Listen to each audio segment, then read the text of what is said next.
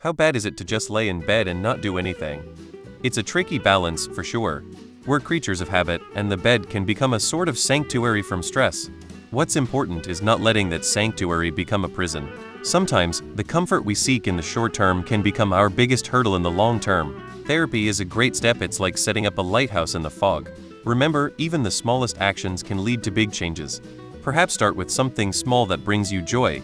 Maybe listening to a favorite song as you get up, or enjoying a morning coffee by the window. These little rituals can be the stepping stones out of that bed-bound routine. Health isn't just about avoiding sickness. It's about finding small ways to enrich your day, every day. Keep on truckin', pal. You got this. This is depression. You're going to need time to deal with it. Sleep is a great escape. Listen to me, you don't want to lie in bed like a vegetable and do nothing the rest of your life. I've tried it, bed sores hurt. I understand that dealing with a breakup is hard, but the most important thing to remember is be kind to yourself. Remember not to blame yourself for what happened. Breakups are a sad part of life, but it's best to appreciate the good times you had and move on with life. You deserve to move on and be happy. Remind yourself that it's okay to move on even though it feels like your heart is stuck in that place. Depression is a normal part of any breakup. Sometimes, you need an unmotivating month to yourself until you regain your energy. The best advice I can give you is cut contact with her and anything associating her. The more you see her, the harder it will be for you to move on and be happy. Maybe you can be friends in the future, but until you've fully healed, it's not the best idea. As someone who has been in your position, pick up a hobby, keep busy with that hobby. Anything you can to occupy your mental space will benefit you. When she comes back to you, send her packing. Just think it could be worst. Like 9 years later, child support, lifetime alimony worst. Lay for a bit and get up and go, be great, buddy. Sorry you were hurting. One day you will wake up and not want to lay in bed anymore. Believe there really is a silver lining in every cloud. The right girl is out there and could be hurting too. My husband and I crossed paths many times before we ever met. We found that out after many conversations. You will know it is her when you see her, and she has already crossed your path at least once. Get outside and in touch with nature. All the trees are budding and the flowers are blooming. It truly is a beautiful time of the year, and we get to witness all its rebirth, and hopefully yours too. Been there, fam. Cry it out.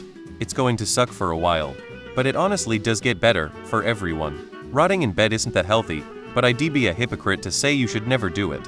I'd highly recommend time spent with friends, even if it's just a little bit of time. It helps. At least she didn't move in with him that day. Nobody, and by that I mean the opposite sex, can see you if you stay inside.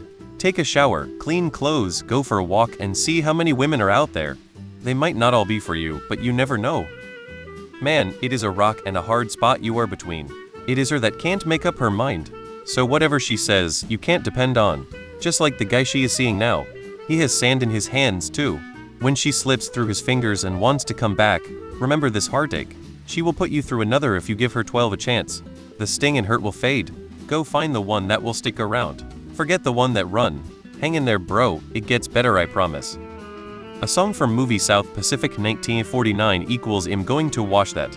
It starts with a good rest, exercise, shave shower, fresh clothes, strong coffee, food good for body brain. Take some time. Absolutely. Stay in bed. Feel sorry for yourself. It's only natural. Trust me, you will move on. I believe that time is the master healer. She's not laying in bed rotting away, so why are you? Get out there and live mate. One day you will wake up and realize she's not the first thing you thought of. It gets better after that, trust me. You guys broke up. Whatever you had, it's in the past now. There's no point in even knowing what she is doing or with whom she is or isn't, let alone allow it influence your life. She left you and moved on so quickly, which shows she potentially had him waiting or was entertaining that thought. Life is too short to be with someone who isn't 100% certain about you and cares how their actions would make you feel. She obviously knew the negative impact this would have, and she didn't care. She sounds selfish, and you don't want to go through life wonder if your partner has one foot out the door. Slowly get up. Do a little at a time. When you want to lay. When you want to cry. When you want to leave work, leave. But try to get to the gym. Walk a bit. Little by little do things that you normally wouldn't have done with her. You will find your life started to blossom in ways that wouldn't have been possible. You existed before her, and you will continue to exist now. There will be another woman that will heal this hurt. I promise you. Give it time. I'm an anxious attachment style, and my last long-term relationship that ended, it took me about 3 months to feel better. Take it day by day. You will be stronger for having gone through this. Hey, don't worry, everything will be fine again if you feel like that for more than 2 weeks. It qualifies for clinical depression, and it is a good idea to visit a psychiatrist and explore medication if possible. And remember, it is totally normal and no shame in that. You can definitely do it, but try your best to not dwell in it for too long. It's natural to feel that way, and you do have to get it out of your system. But don't overstay. It's a problem now, my guy. My best advice is get out of your problems for a while, help others with theirs.